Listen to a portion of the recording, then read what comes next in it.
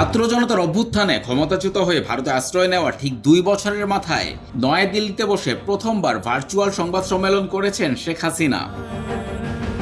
দিল্লি থেকে তার প্রকাশ্য বক্তব্য দুই দেশের কূটনৈতিক অঙ্গনে যেমন নতুন উত্তেজনা তৈরি করেছে, তেমনি নড়েচড়ে বসেছে ভারতীয় media. Indian express, NDTV, the Hindu থেকে শুরু করে হিন্দুস্তান টাইমস, ভারতের প্রায় প্রতিটি প্রভাবশালী সংবাদ মাধ্যমেই এ খবরটি অত্যন্ত গুরুত্বের সঙ্গে প্রকাশ করা হয়েছে। ইন্ডিয়ান এক্সপ্রেস শিরোনাম করেছে, ক্ষমতাচ্যুতির পর প্রথম সংবাদ সম্মেলনে বাংলাদেশের ফেরার প্রতিশ্রুতি শেখ হাসিনার। অন্যদিকে এনডিটিভি ও দ্য হিন্দু প্রাধান্য দিয়েছে ভারতের পররাষ্ট্র মন্ত্রণালয়ের সাফাইকে। ঢাকা থেকে তীব্র প্রতিবাদ ও কড়া বার্তা পাঠানোর পর ভারতের পররাষ্ট্র মন্ত্রণালয়ের মুখপাত্র রণধীর জয়সওয়াল বলেছেন, এটি ছিল একটি বেসরকারি অনুষ্ঠান এবং এতে ভারত সরকারের কোনো ভূমিকা নেই।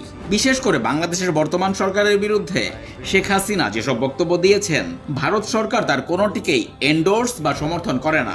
By a private media entity, and government does not endorse anything said at the forum, especially with regard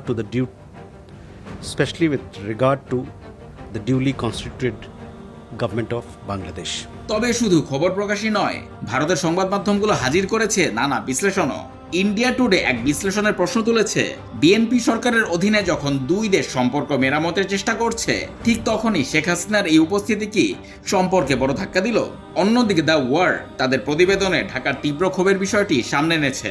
সবচেয়ে বিস্ফোরক বিশ্লেষণটি দিয়েছে দ্য ইন্ডিয়ান এক্সপ্রেস। তারা উল্লেখ করেছে, ভারত সরকার মুখে দায় না নিলেও শেখ হাসিনাকে নয়াদিল্লি এক ধরনের কূটনৈতিক দর কষাকষির হাতিয়ার বা ট্রাম্প কার্ড হিসেবে ব্যবহার করতে পারে। প্রতিবেদনটিতে তিব্বতের ধর্মগুরু দালাই লামার সঙ্গে শেখ হাসিনার অবস্থানের তুলনা করে বলা হয়, পানি বন্টন চুক্তি, বাণিজ্য ও নিরাপত্তার মতো জটিল বিষয়গুলোতে ঢাকার কাছ থেকে সুবিধা আদায় করতে ভারতকে এটি এক ধরনের কূটনৈতিক শক্তি যোগাবে।